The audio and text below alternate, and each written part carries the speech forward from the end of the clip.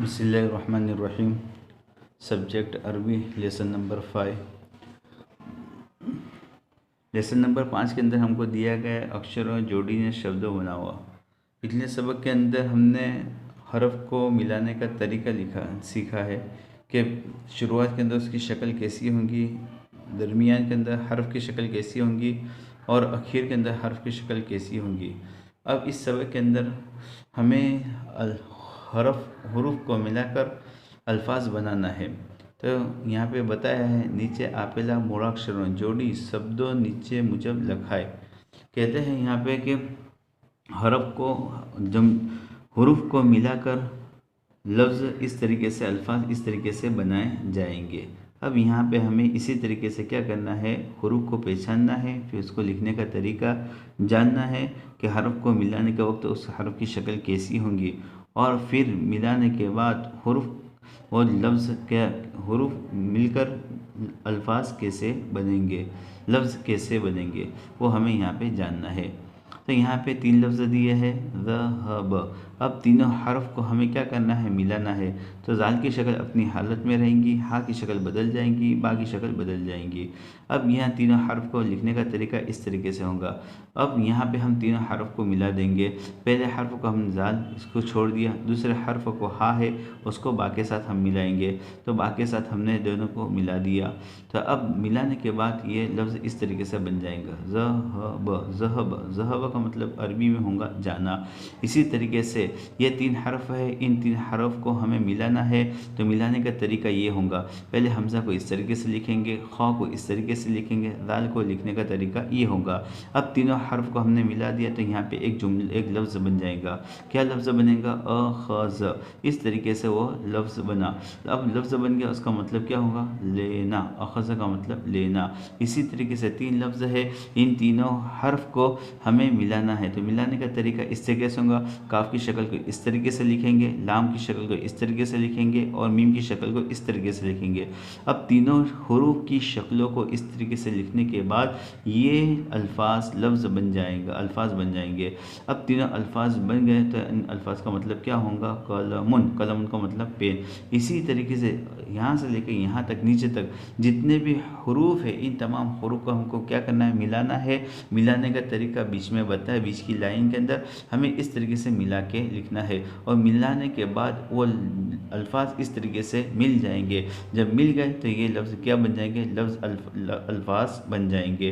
अब अल्फाज बन गए तो उनका लफ्ज़, उनका तर्जुमा क्या होगा, यहाँ पे हम उसको देख लेंगे।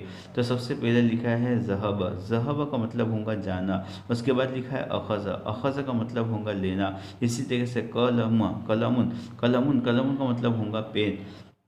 इसी तरीके से लिखा है वलदुन। वलदुन का मतलब लड़का। इसी तरीके से रजुलुन का मतलब आदमी। इसी तरीके से जमलुन ऊँट। इसी तरीके से जलस का मतलब बैठना। कतब का मतलब लिखना। शरीब का मतलब पीना। खरज का मतलब निकलना। फतह का मतलब खोलना। इसी तरह फ़हीमा का मतलब समझना। अलमदीनतु मदीना। कसलान सुस्त। फलाह कामयाबी। अलमिलअगतु चमचा। अलमिकवातु प्रेस। अलकहवतु कॉफ़ी।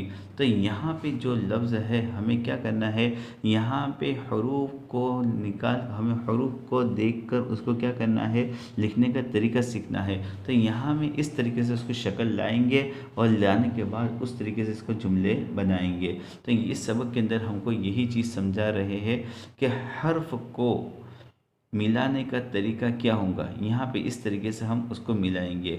अब मिलाने के बाद उसको इस तरीके से हम अल्फाज बना देंगे। अब अल्फाज बनाने के बाद उसका तर्जुमा इस तरीके से हम उसको लिखेंगे।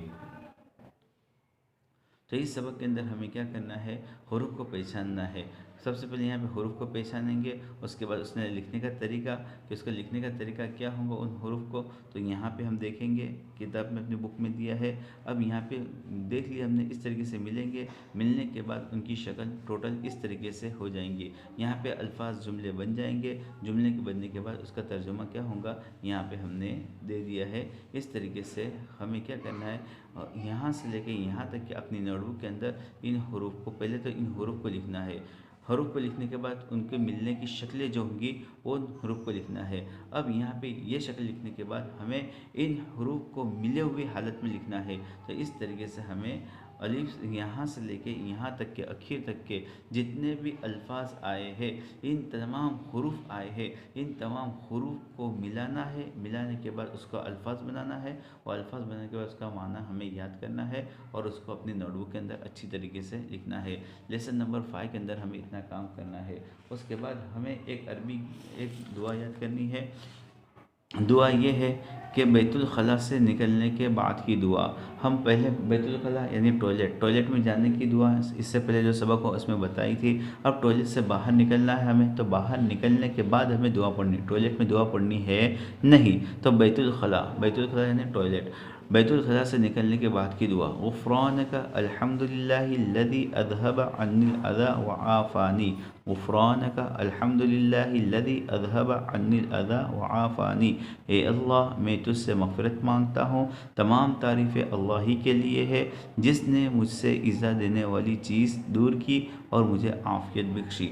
तो ये हमें दुआ को याद करना है और जब भी टॉयलेट से बाहर निकलने के बाद हमें इस दुआ का पढ़ने का एहतमाम करना है। इसके बाद ही हमें क्या करना है, एक हदीस याद करनी है। हदीस क्या है? हदीस नंबर 8, मनिन तहब नुहबतन फ़लैसा मिन्ना, मनिन तहब नुहबतन फ़लैसा मिन्ना। तर्जुमा, जो शख्स कोई चीज़ छीन कर ले वो हम यानी मुसलमानों में से नहीं है। नंबर 1, इस्लाम एक दूसरे को फ़ायदा पहुंचाना सिखाता है। इस्लाम लड़ाई झगड़े से रोकता है। किसी दूसरे की चीज़ छीन कर लेना बहुत बड़ा गुनाह है। किसी की चीज़ छीन कर लेने से अल्लाह ताला नाराज़ होते हैं। पूछे बगैर किसी की कोई चीज़ नहीं लेना चाहिए। इस हदीस के अंदर हमको बतलाया गया है, मनिन तहब नुहबतन फ़लैसा मिन्ना। क्या हदीस है? मनिन तहब नुहबतन फ़लैसा मिन्ना। तर्जुमा क्या है? जो शख्स कोई चीज़ छीन कर ले वो हम मुसलमानों में से नहीं। क्या मतलब है कि मुसलमान को किसी की चीज़ भी छीन कर लेना चाहिए नहीं, क्योंकि हमारे नबी सल्लल्लाहु अलैहि वसल्लम ने छीन कर किसी की चीज़ को लेने को मना फरमाया है। इसलिए इस बात का हमें ध्यान रखना है कि हम किसी की भी, चाहे अपने घर के अंदर अपना भाई भी हो, अपनी बहन भी हो, चाहे कोई भी हो, किसी की चीज़ छीन कर नहीं लेना चाहिए। अगर हमें चीज़ लेना है तो उनसे पूछ कर ही हमें वो चीज़ को लेना है।